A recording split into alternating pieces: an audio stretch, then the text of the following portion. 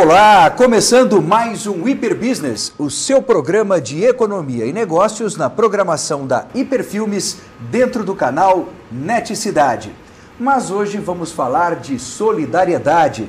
Vamos conversar com Marília Castelo Branco, que é presidente da ONG Síndrome do Amor aqui de Ribeirão Preto. Marília, obrigado pela presença aqui no Hiper Business. Afinal de contas, qual é o trabalho desenvolvido pela Síndrome do Amor? Bom, nós somos um grupo de apoio a famílias de crianças que nascem com problemas genéticos graves, o que a gente chama de síndromes genéticas severas.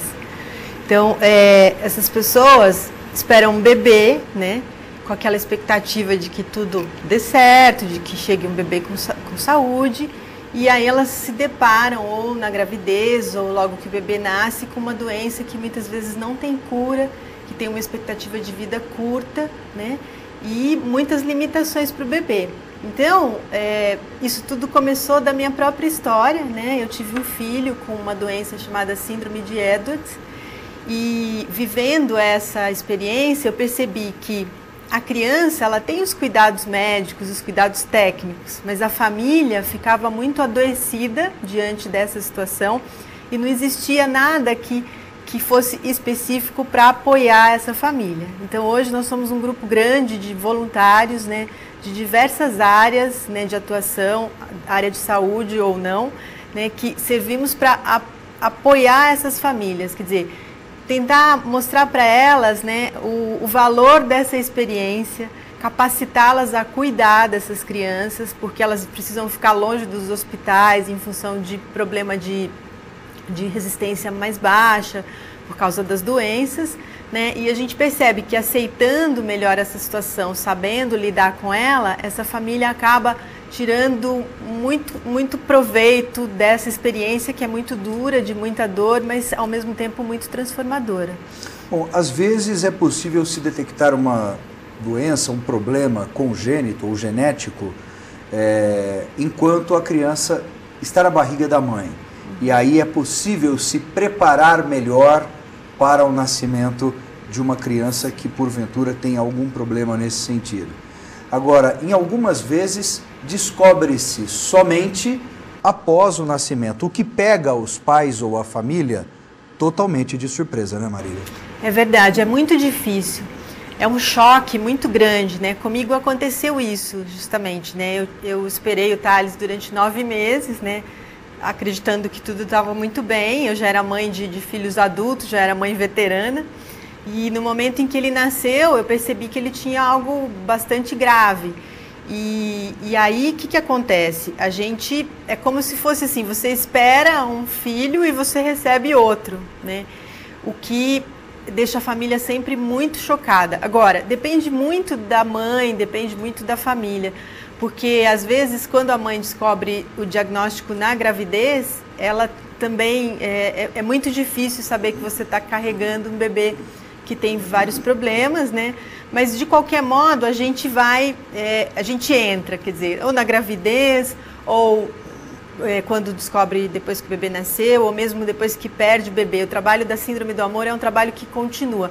O ano passado, por exemplo, nós tivemos 5 mães que engravidaram pela 2ª vez após o bebê que teve problema.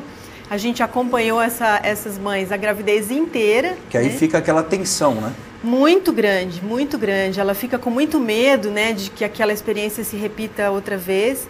Mas, graças a Deus, esses 5 casos nasceram crianças saudáveis, sem problema algum. Mas foi uma experiência muito emocionante para todos nós. Há casos na literatura médica em que a mesma mãe tenha tido o mesmo problema com gestações diferentes, em gestações diferentes?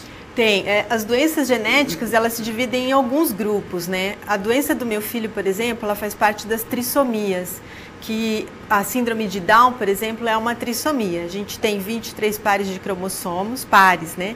Na síndrome de Down, o cromossomo 21, ao invés de um par, ele vem em um trio, em todas as células. No caso do meu filho, na síndrome de Edwards, a trissomia, quer dizer, o cromossomo 18 vem 3 cromossomos ao invés de 2. Isso dá uma desorganização geral, né, em todo o organismo, porque todas as células estão com defeito, né? Existem as doenças que hoje a gente tem muitos casos, porque Ribeirão é um polo, né, em termos de tratamento, né, de pesquisa dessas doenças, dos erros inatos do metabolismo, que são doenças genéticas, hereditárias e degenerativas. Então a criança nasce normal, nasce bem, né, recebe boas notas lá quando nasce, e aí, à medida que ela vai crescendo, a família vai percebendo que ela não está se desenvolvendo como deveria. Ou, às vezes, ela até se desenvolve normalmente e chega na fase pré-escolar ou mesmo escolar, ela começa a perder algumas funções. Então, a família vai no neurologista, procura, né, encontrar diagnóstico. É muito difícil de se diagnosticar, né? Então, essas doenças... ainda não existe um tratamento, né? Alguns tratamentos fora do Brasil prometem paralisar essa degeneração, né? Mas são doenças sempre bastante graves que a gente trabalha. Bom, e há quanto tempo existe exatamente a Síndrome do Amor? Foi fundada quando? A Síndrome do Amor, a associação, foi fundada em novembro de 2007. No entanto, ela começou, na verdade, muito antes da intenção de ser uma associação, em setembro de 2004, que foi o ano que nasceu o Thales, meu filho, né? Em maio ele nasceu, e em setembro eu comecei lá no Orkut, uma comunidade chamada Pais de Crianças Especiais, sem qualquer... Mas, na verdade, pretensão alguma. Na verdade, eu queria, era uma coisa bem egoísta, assim, eu queria achar alguém que me ajudasse a cuidar do meu filho, porque eu não tinha ideia de como lidar com ele, nem mesmo os médicos sabiam muito bem como é que funcionava a doença dele. Então, eu abri essa comunidade que, para minha surpresa e de todo mundo, ela cresceu muito rápido, muito rápido. 2 anos depois, ela já tinha 2.000 membros. E a gente tinha muitos casos, né? E eu percebia que eu ia contando a minha história ali, né, com o meu filho, as indas e vindas dele ao hospital, enfim. E outras famílias iam ouvindo aquilo, ou lendo, né? E a gente ia se acompanhando. Às vezes uma criança virava estrelinha, que é como a gente fala na associação, né? E a gente ia, apoiava, mas uma coisa bem, assim, despretensiosa mesmo. Só que num dado momento, uma mãe entrou e pediu uma válvula para o coração ali. E aí eu fiquei muito assustada, né? Pensando, puxa, onde se compra uma válvula, né, para o coração e tal.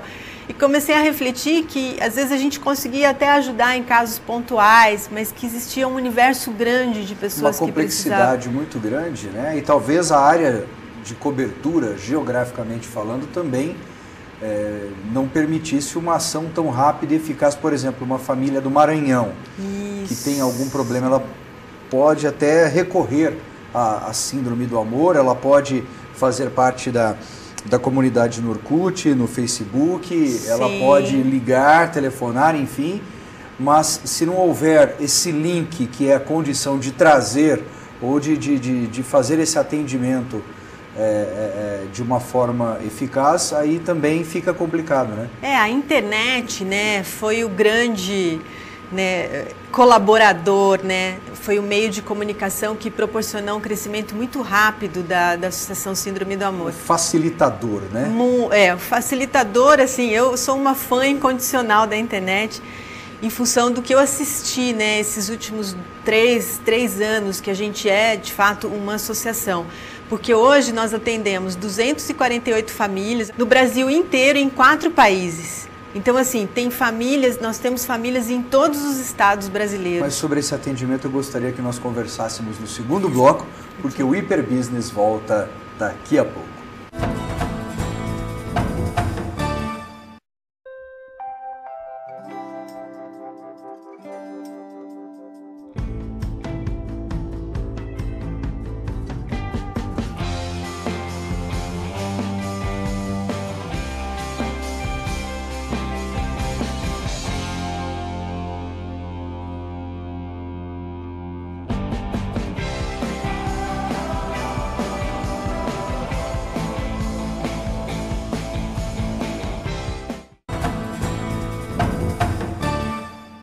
Estamos de volta com o Hiperbusiness e continuamos o nosso bate-papo com Marília Castelo Branco, ela que é presidente da ONG Síndrome do Amor aqui de Ribeirão Preto.